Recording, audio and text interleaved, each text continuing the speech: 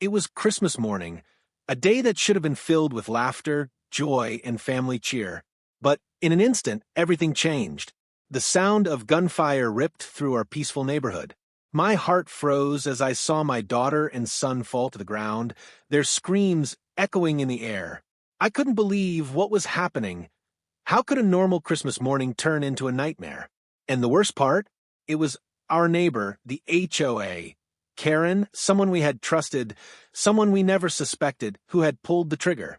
Shock, fear, and confusion consumed me as sirens wailed in the distance. I knew our lives would never be the same. Every second felt like an eternity, and I realized that the story unfolding in front of me was just the beginning of a shocking chain of events that would leave the nation in disbelief.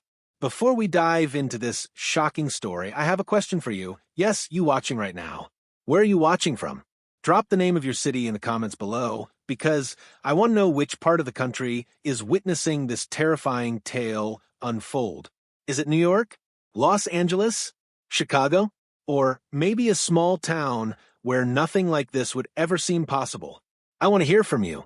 But before you do that, make sure you hit that subscribe button and turn on notifications, because stories like this one are rare, jaw-dropping, and you won't want to miss a single moment. Today, I'm about to take you on a journey that starts with horror, twists into disbelief, and keeps you on the edge of your seat until the very last second. This story isn't just shocking, it's emotional, it's heart-wrenching, and it's real. On a day meant for celebration, a peaceful neighborhood turned into a scene straight out of a nightmare. Families were shaken, children terrified, and an entire community left questioning how someone they trusted could commit something so unimaginable. So, buckle up, stay with me till the end, and make sure you're sitting somewhere safe, because what you're about to hear will leave you speechless.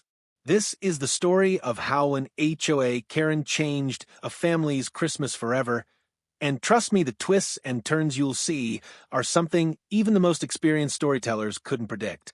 Now that we're ready, let's jump straight into section 1, where everything started on that fateful Christmas morning. Christmas morning should have been magical. Snow lightly dusted the neighborhood. The smell of fresh pine from the Christmas tree mingled with the scent of cinnamon rolls baking in the oven, and my children were bounding down the stairs in a mix of excitement and sleepy grogginess. The living room was a scene of pure holiday joy. Twinkling lights, neatly wrapped gifts stacked under the tree, and stockings hanging carefully on the mantel. But the warmth and cheer were about to be shattered in ways I could never have imagined. It all began around 9:15 a.m. That's when I first noticed her. Our neighbor, the so-called Karen of the HOA board, standing outside, glaring through her frosted window. I thought nothing of it at first. After all, she was often peering into other people's yards, complaining about the slightest infraction, an overgrown lawn, a crooked mailbox, or a car parked slightly off the driveway. But this time, there was something different in her expression. A coldness I hadn't seen before. Something that sent a chill down my spine. I tried to shake off the feeling and return to the kids. My daughter, Emily, aged 10, was busy unwrapping a dollhouse she had been dreaming about for months, while my son, Liam, age 7, tore into a set of building blocks with wild excitement. Their laughter filled the room, a sound so pure and innocent it was almost unbearable knowing what was about to happen. Then, in a moment that feels like it was pulled straight from a nightmare, the first gunshot rang out. At first, I thought it was fireworks, something someone had set off early for the holiday. But the sound was too sharp, too sudden. Then another shot, and another. My heart stopped. Panic surged through me like a tidal wave. I froze for a second, trying to comprehend what I was hearing. My children's screams pierced the air, slicing through the holiday music and the crackle of the fireplace. I ran toward the window, and there she was, the HOA Karen, standing in the middle of the street, her face pale, but fierce, holding a gun. My mind couldn't process what I was seeing. This was not real. This couldn't be happening. Yet, the sound of my children's screams confirmed that it was. My daughter and son were on the ground, their little bodies trembling, terrified, as neighbors began to pour out of their homes screaming and crying. I dropped everything and ran outside, slipping on the icy sidewalk. My hands shook uncontrollably as I reached my children. "It's okay. Mommy's here. It's okay." I screamed, cradling them in my arms, trying to shield them from the horror that was unfolding. Their faces were pale, eyes wide with shock and fear, and I could feel the wetness of tears on my cheeks. The sense of helplessness was overwhelming. I wanted to take the pain away, to protect them from the nightmare that had invaded our peaceful morning. Neighbors were shouting at Karen to stop, to put the weapon down, but she seemed deaf to the chaos. Her eyes were wild, yet calculated, and I realized with a sinking dread that this was no random act of madness. It was deliberate. The woman we had always dismissed as overly critical and nosy had transformed into a danger none of us had ever imagined. Someone called 911, and within minutes, the sound of sirens pierced the morning air, flashing red and blue lights reflecting off the snow and ornaments. Police officers ran toward the scene, shouting commands. Karen raised her weapon again, and the entire street held its collective breath. My children clung to me, trembling, their tiny hands gripping mine as if letting go could mean losing everything. Time seemed to stretch endlessly. Each second was heavier than the last. And then, in what felt like a surreal blur, Karen lowered the gun and surrendered. She didn't resist. She didn't explain. She simply dropped it at her feet and stared blankly at the crowd surrounding her. The officers quickly secured the area, leading her away while paramedics rushed to check on my kids. They were shaken, yes, but miraculously, physically unharmed. But the emotional scars were already there. I held them close, trying to reassure them, to convince myself that everything would be okay, even though my mind screamed that nothing would ever be the same again. Neighbors were whispering, crying, some in shock, others in anger. Why would she do this? What drove her to this madness? How could someone we saw every day commit such a horrifying act? The questions were endless, and the answers were nowhere to be found. And as I looked at my children, still clutching my hands, wide-eyed and trembling, I realized that this Christmas morning had not just shattered our sense of safety, it had shattered our world. The HOA Karen, a figure of authority in our neighborhood, had turned a day of joy into one of terror. And that was only the beginning. Little did we know, this incident would set off a chain of events so shocking, so twisted, that the entire nation would soon be glued to their screens, watching our nightmare unfold. The day after the Christmas morning shooting felt like stepping into a surreal nightmare. Our once peaceful neighborhood was now a chaotic swirl of police tape, flashing lights, and the murmurs of shocked neighbors. Reporters from local news stations began showing up, cameras pointed at our homes, their voices trembling with the same disbelief we all felt. A neighborhood Christmas turned into a horror scene. Children were nearly shot. The reporter said, their words cutting like knives. I still couldn't comprehend what had happened. My children were safe, thankfully, but the emotional wounds were raw. Emily refused to leave my side, holding my hand constantly, and Liam barely spoke, staring blankly at the floor, replaying the shots over and over in his mind. Every time I closed my eyes, I saw Karen's cold, unflinching face, and every time I tried to make sense of it, my brain refused to accept the truth. Someone we had lived next to for years, someone we trusted in our community, had tried to harm our family on Christmas morning. The police began their investigation immediately. Detectives interviewed every neighbor, reviewing surveillance footage, trying to understand Karen's motive. What they found shocked everyone. It wasn't a random act of madness. Evidence suggested that Karen had been planning something for weeks, something meticulous. Security cameras from around the neighborhood showed her leaving her house late at night, sometimes carrying bags that no one knew the contents of. Phone records revealed a series of calls to unknown numbers in the days leading up to Christmas. And even more chilling were the notes they found in her home, detailed, obsessive writings about every household in the neighborhood, with my family highlighted multiple times. As the detectives unraveled the story, it became clear that Karen wasn't just a neighborhood busybody. She had a dark obsession with control, with enforcing her version of perfect order in the community. Any perceived slight, any minor annoyance could trigger her. And we, unfortunately, had been her next target. I couldn't stop replaying the moments in my head. The way she raised her gun, the sound of the shots, the frozen fear in my children's eyes. It was impossible to shake the sense of violation, of betrayal. But the investigation also revealed something even more disturbing. Karen had a long history, incidents that the HOA board had quietly swept under the rug. Complaints of harassment, intimidation, and even threats had been filed by other residents, but for years, the HOA dismissed them as minor conflicts. I realized with horror that we were not alone in our trauma. Karen had terrorized others silently, and we had just become the center of her wrath. News outlets began covering the story nationally, and suddenly our private nightmare became a public spectacle. Interviews with neighbors painted a picture of disbelief. She was always so strict, but I never imagined she seemed normal, almost friendly, one neighbor said, shaking her head. It became painfully clear that appearances were deceiving. The woman who had been voted as a leader in our community was hiding a darkness no one had anticipated. Meanwhile, the emotional toll on my children intensified. Emily had trouble sleeping. Every time a door creaked, she flinched. Liam had nightmares that left him screaming, and I spent countless nights awake, trying to calm them, to explain that they were safe now. But safety felt like a fragile illusion. The person who was supposed to uphold rules and order had attempted to take away their lives, and nothing could erase that terror. As the days passed, the detectives uncovered another twist.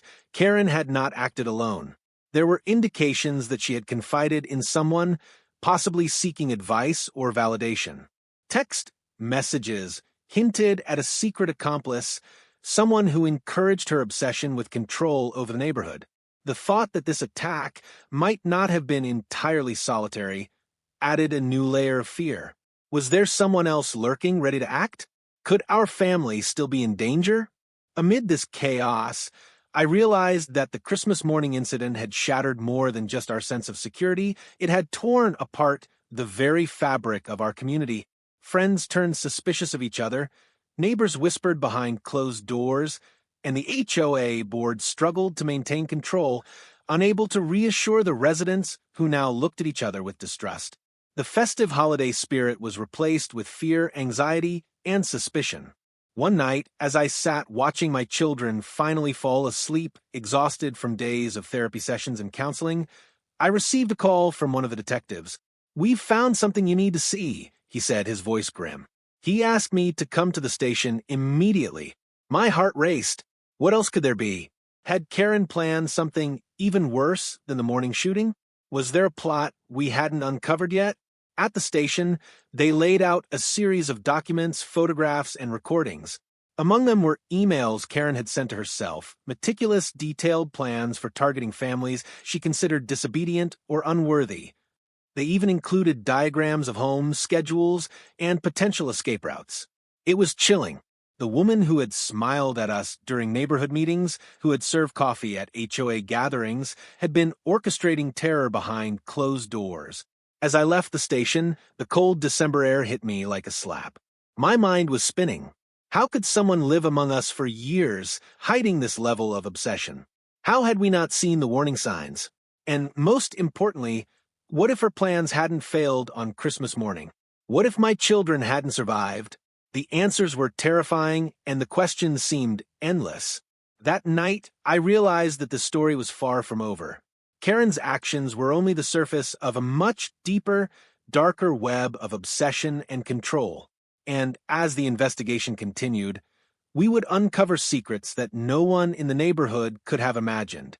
The Christmas morning shooting had been the spark, but the fire of revelations was just beginning, and the twists that lay ahead would shock the nation. The deeper the police dug into Karen's life, the darker and more twisted the story became. What started as a shocking Christmas morning shooting quickly spiraled into a web of deceit, obsession, and hidden grudges that stretched back for years. I had assumed we knew our neighbors, that we could trust them, or at least recognize when someone was dangerous. But Karen's life was a masterclass in hiding her true self. Detectives uncovered records from years ago, including disturbing interactions with neighbors in previous communities she had lived in. Each time she moved, a similar pattern emerged: complaints about harassment, intimidation, and subtle threats. School records showed that she had a history of conflict with parents and teachers, often over minor infractions. Yet somehow, the HOA board had accepted her, praised her organizational skills, and ignored the warning signs. She had played the role of the perfect neighbor, the community leader, the voice of reason, but underneath, she was planning chaos. Then came the discovery of her accomplice. This revelation hit us like a punch to the gut. A man in his late 30s, a former resident of the neighborhood, had been communicating with Karen for months via encrypted messages. He shared her obsession with control and had encouraged her to escalate her actions. Investigators discovered that he had previously been involved in harassment campaigns against other communities. He had taught Karen techniques for surveillance, creating fear and manipulating victims psychologically. The thought that this wasn't just a spontaneous act, but a carefully orchestrated plan was terrifying. As the news leaked, neighbors were left in shock. People who had shared coffee with Karen, who had trusted her with community decisions, suddenly realized they had been living next to someone capable of premeditated violence. Even casual conversations from the past took on a sinister tone.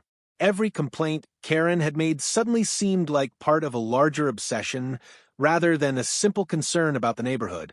Meanwhile, my children's emotional state worsened.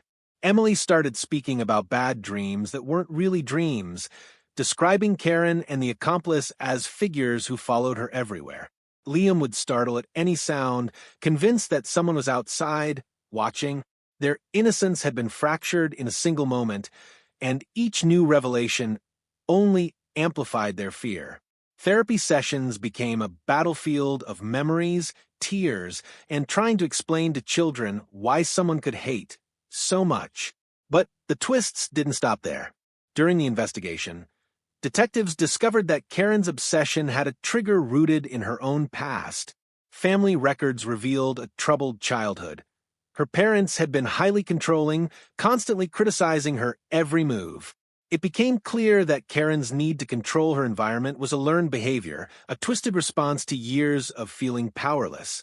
Her obsession with neighborhood rules, the HOA, and perfect order was less about community and more about asserting dominance, controlling others in a way she could never control her own life. And then came the most shocking revelation yet. In Karen's hidden journal, a leather-bound book tucked behind a false panel in her closet, she had documented not just her plans for the neighborhood, but detailed fantasies of targeting specific families, including ours. The journal was meticulous, almost chillingly calm. She described watching our routines, noting down when my children left for school, when I ran errands, even our holiday plans. The level of premeditation was staggering. We had been living under a microscope, our lives analyzed, planned, and feared. As these revelations surfaced, I couldn't help but replay the Christmas morning over and over.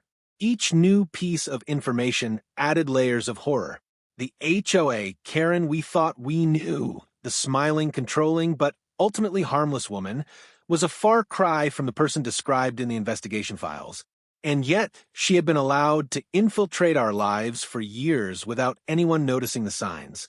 Local news began to cover these shocking details, broadcasting interviews with detectives, neighbors, and experts in criminal behavior. She was methodical, calculated, and obsessed with control, one psychologist explained. This wasn't an impulsive act. It was the culmination of years of planning, and the victims fortunately escaped physical harm, but the psychological impact is enormous. Watching my story unfold on TV was surreal. Our private nightmare had become public, and every headline seemed to twist the knife further.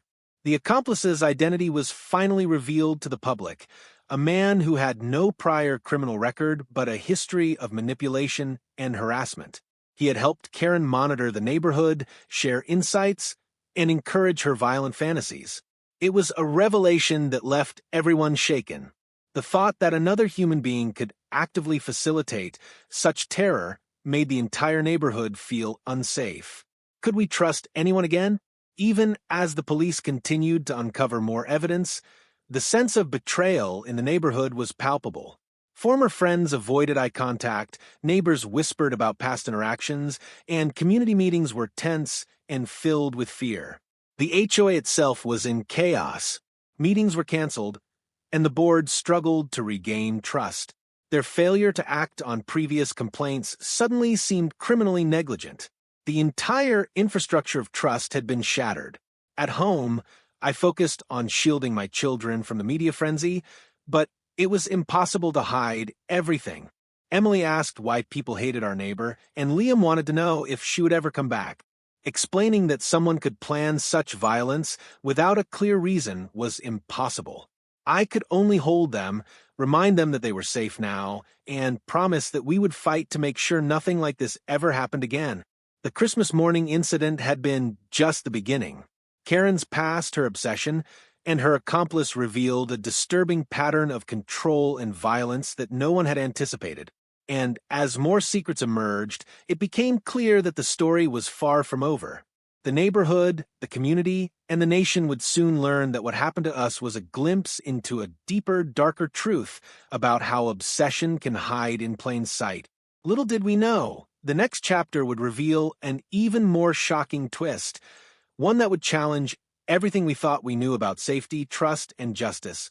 The Christmas morning shooting was not just a singular act of terror, it was the first domino in a chain reaction that would leave everyone questioning the very people they trusted most.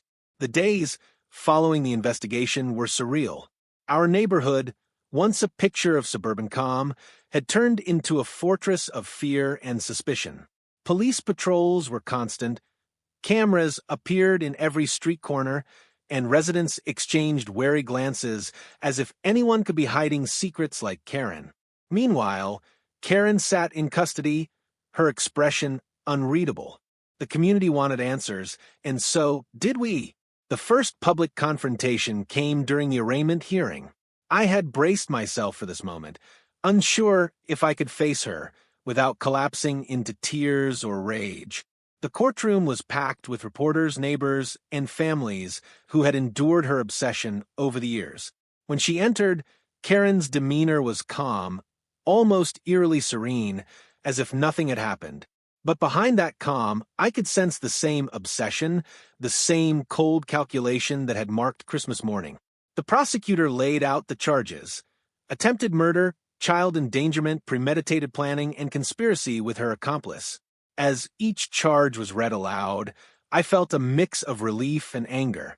Relief that justice was finally being pursued, and anger that a life-threatening act had been carried out against my children, our family, and the trust of the entire community.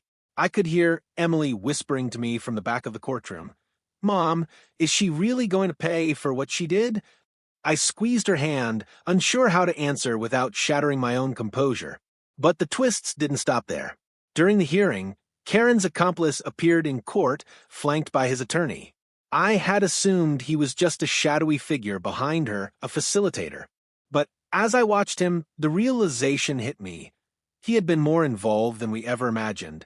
The prosecutor presented evidence that he had helped plan the timing, surveilled our home, and even discussed ways to manipulate other neighbors into compliance. The courtroom gasped at the revelation, murmurs spreading like wildfire. What shocked everyone even more was Karen's defense strategy.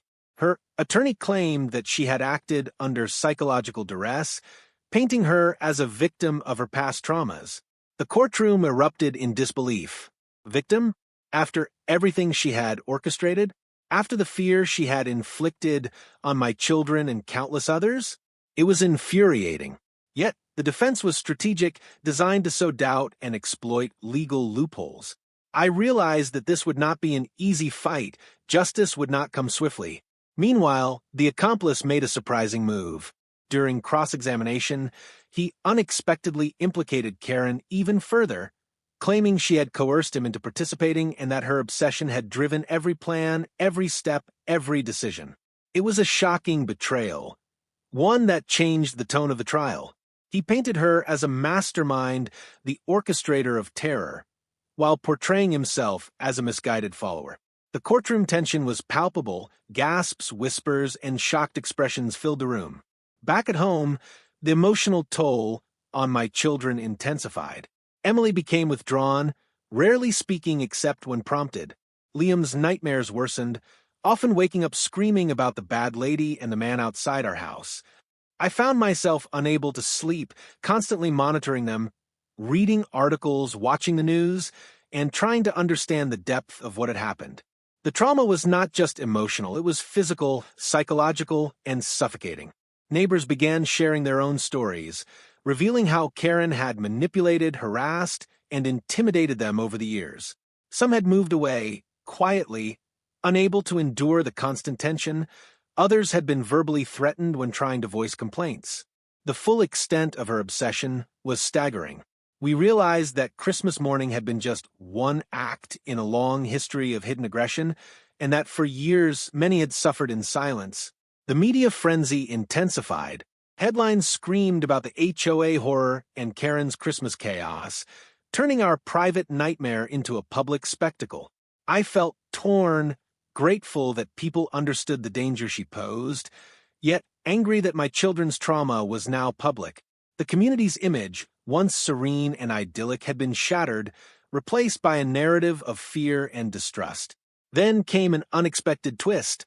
During a private conversation with the detective leading the case, I learned that Karen's accomplice had more secrets. Emails, hidden messages, and recordings suggested that their plan might have extended beyond our neighborhood. He had mapped other families' routines, other neighborhoods, and even discussed potential future targets. The reality hit me like a freight train. The terror we had endured could have escalated to a much wider scale. My children's lives, our family, and our neighborhood had been just the beginning. Courtroom hearings continued for weeks. Every session revealed new evidence, new manipulations, and new lies. Karen's calm demeanor never wavered, which only intensified the fear and disbelief. It was clear she thrived on control, even from behind bars. Each revelation left the community in shock, struggling to process how someone so close could hide such darkness. The confrontation wasn't just legal, it was deeply personal. I found myself facing her in court, eyes locked, memories of Christmas morning flooding back. For a fleeting moment, I wanted to scream, to lash out, to demand justice not just through the law, but through the raw emotions of a mother who had seen her children threatened.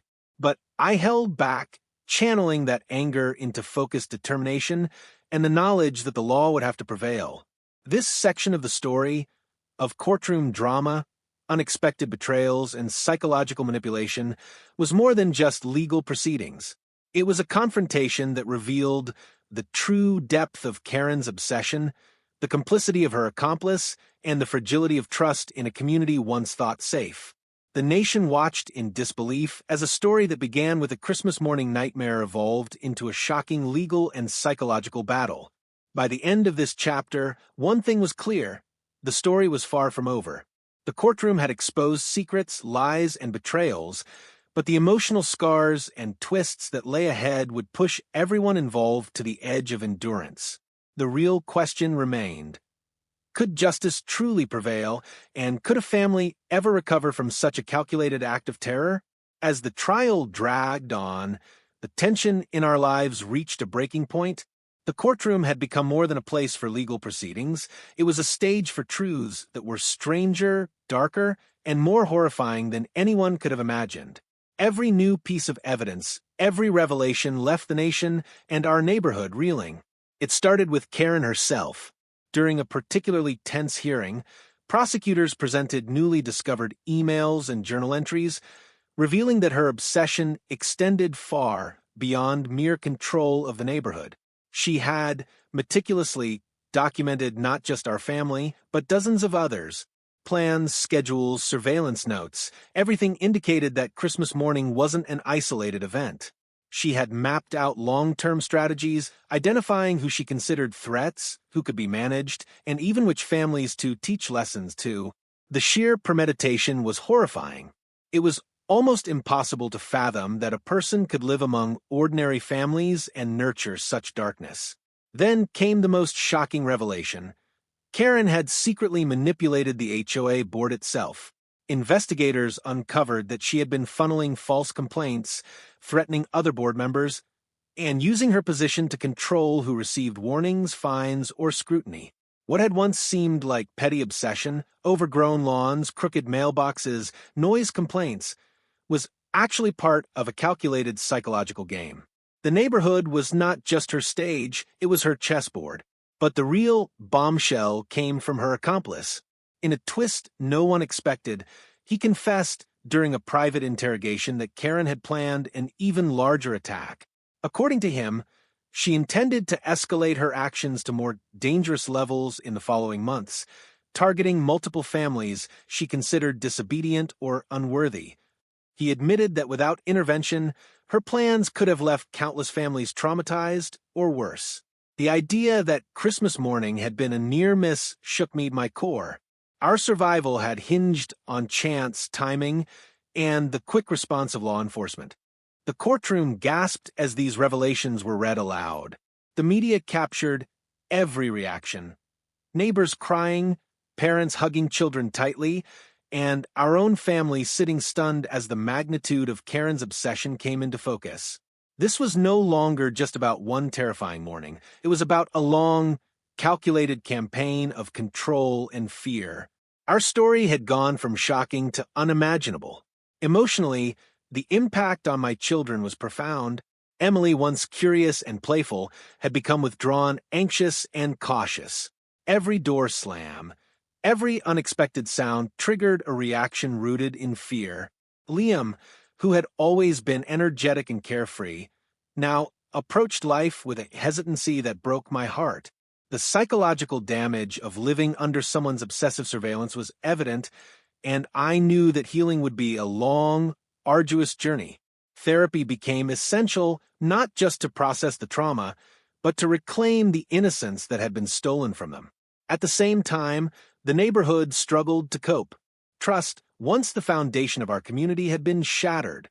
Residents spoke in hushed tones, casting suspicious glances at each other, wondering if anyone else had been manipulated or coerced.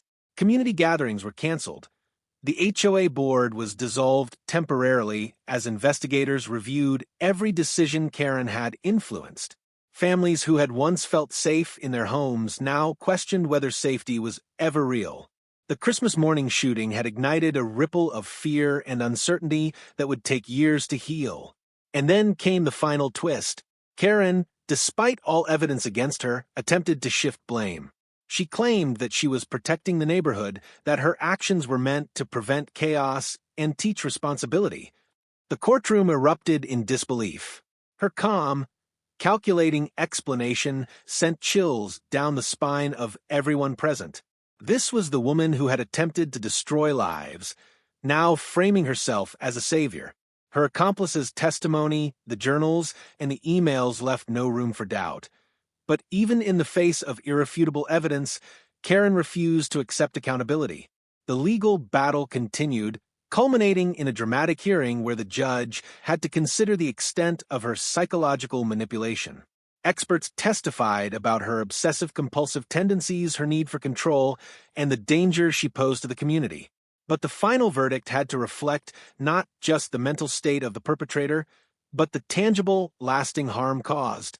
After days of deliberation, the judge ruled Karen would face maximum sentences for attempted murder, child endangerment, and conspiracy. Her accomplice received a significant sentence as well, though slightly reduced due to his cooperation and testimony against her. The relief was immense, but the victory was bittersweet. While justice had been served, our lives and the lives of our neighbors would never be the same. Christmas morning had become a permanent scar, reminder of how quickly safety could be shattered and how easily someone could hide their true intentions. The trauma endured by my children was profound, and I knew it would take years to rebuild their sense of security. Even after the legal proceedings, the story continued to dominate headlines. Documentaries, news segments, and social media coverage painted our neighborhood as a cautionary tale, a shocking reminder that appearances can deceive. People across the nation were captivated, horrified, and intrigued. My story once private, became a symbol of resilience, the consequences of unchecked obsession, and the power of surviving unimaginable terror. Through it all, I found strength in my family. Together, we navigated therapy sessions, media attention, and the lingering fear that someone like Karen could exist anywhere. Our neighborhood began to heal slowly, establishing new safety protocols, community watch groups, and support systems for families traumatized by the events. While the scars of that Christmas morning would never fully fade, we had emerged stronger, more vigilant, and committed to ensuring no one else would experience the terror we had endured. As I watched my children slowly regain their laughter, I realized that the story, while horrifying, was also a testament to human resilience. The HOA Karen had tried to destroy our lives, but we had survived. We had faced fear, betrayal, and psychological warfare, and we had endured. The Christmas morning shooting had changed us forever, but it had also revealed our strength, our unity, and our determination to reclaim normalcy. And yet, even as we began to heal, one question lingered. How many other neighborhoods had someone like Karen hiding in plain sight? How many families were silently living under the watchful, obsessive eye of someone who appeared perfectly normal? The thought was chilling, and it was a question that would haunt me and countless others for years to come. The days and weeks after the trial were a whirlwind of emotions, media attention, and personal reflection. The courtroom battles had ended, Karen and her accomplice were behind bars, and the sentences had been handed down. Yet, the emotional aftermath of Christmas morning lingered like a shadow over every corner of our lives. The terror that had struck our family had left marks invisible to the eye, psychological wounds that would take time, patience, and love to heal. Emily and Liam slowly began to reclaim pieces of their childhood, though the trauma had altered their innocence. Emily started drawing again, cautiously at first, her artwork reflecting both fear and resilience. Liam returned to building blocks, but his play was no longer carefree. He built with care, constructing walls and defenses, as if preparing for danger that might come again. Watching them, I realized that healing was not about erasing the past. It was about helping them integrate it, understand it, and emerge stronger. The neighborhood, too, began the long process of rebuilding trust. Families came together to form community support groups, discussing safety protocols and how to prevent future incidents. Residents who had previously been distant now shared stories, helped each other, and created a network of vigilance and care. What had been shattered by fear slowly transformed into unity, proving that even after darkness, light can return, though it requires effort, courage, and compassion. Even as life gradually returned to a semblance of normalcy, the story of Karen's obsession and the Christmas morning shooting continued to capture national attention. News outlets ran follow-up pieces exploring the psychological profile of individuals who hide darkness behind ordinary facades. Experts discussed warning signs, preventive measures, and the need for vigilance in communities across the country. Our story became more than just a personal tragedy. It became a cautionary tale for families everywhere. Yet, amidst the media frenzy and legal resolutions, one truth became clear. Surviving such an ordeal changed you forever. I learned to cherish small moments. The sound of my children's laughter, a peaceful night's sleep, a neighbor's genuine smile. Life had shifted, but it had also deepened my understanding of resilience, empathy, and the fragility of trust. Each day, I reminded myself to be grateful for what we had survived, even as we confronted the lingering shadows of trauma. There were also moments of unexpected courage and solidarity. Neighbors who had once lived in fear of Karen came forward to share their stories publicly, supporting each other and exposing the full scope of her manipulations. These acts of bravery inspired our family, showing that even in the face of extreme fear, community and courage could prevail. The accomplices' cooperation in court also shed light on the importance of accountability and the impact of truth in overcoming deceit. But the story doesn't end with the courtroom or with prison sentences. Every year as Christmas approached, our family faced a renewed test of resilience. The memories of that fateful morning were unavoidable. The sound of gunfire, the terror in my children's eyes, the cold expression of someone we trusted turned predator. Yet, instead of letting those memories dominate our lives, we began to reclaim the holiday in a new way.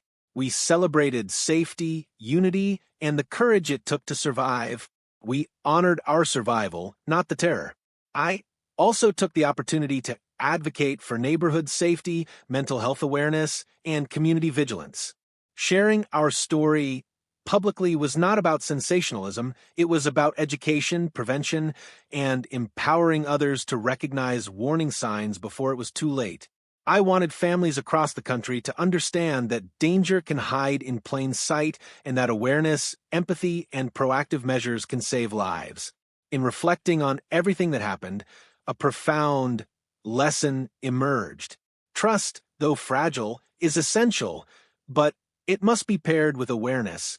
The HOA Karen had taught us the horrifying lesson that appearances can deceive and that vigilance is not paranoia, it's survival. Yet, equally important was the realization that love, unity, and courage could overcome even the most calculated attempts at destruction. Our family had endured terror, betrayal, and unimaginable fear, but we had emerged resilient, stronger, and more connected than ever before. And so, as the final chapter of the story unfolds, I leave you with a reflection and a challenge. Think about your own neighborhood, your own community, and the people you trust. Are you aware of the hidden signs of obsession, manipulation, or danger? Could your vigilance prevent a tragedy? Sharing this story is not just about recounting horror. It's about empowering viewers to protect themselves, their families, and their communities. Before we close this chapter, I want you to pause and reflect. Comment below with your city. Where are you watching from? This story happened to us, but it could happen anywhere. Awareness saves lives. And don't forget to subscribe to this channel for more real stories that inspire, shock, and teach lessons we cannot afford to ignore. Finally, remember this: Christmas morning changed our lives forever. But we refuse to let terror define us. We faced the darkness, survived it, and emerged stronger. And that is the real story, one of resilience, courage, and the unbreakable bond of family. This is more than just a shocking tale. It's a reminder that even in the face of unimaginable fear, hope, strength, and unity can prevail. Never underestimate the power of vigilance, love, and courage, because one Christmas morning our lives were threatened, and one Christmas morning we chose survival. Before we wrap up, I want you to take a moment. Think about your own community, your neighborhood, your streets, your families. Are you truly aware of the people around you? Could your vigilance prevent a tragedy? Stories like ours happen every day, often hidden in plain sight. If this story shocked you, inspired you, or made you think twice about safety and trust, do 3 things right now. Comment below and tell me the city you're watching from. I want to know where viewers like you are tuning in from. Hit that subscribe button and turn on notifications so you never miss another gripping story that could save lives or change the way you see the world. Share this video with friends and family because awareness is power, and the more people know, the safer we can all be. Remember, surviving terror isn't just about luck, it's about vigilance, courage, and unity. Let this story be a reminder. Stay alert, protect your loved ones, and never underestimate the strength you have within.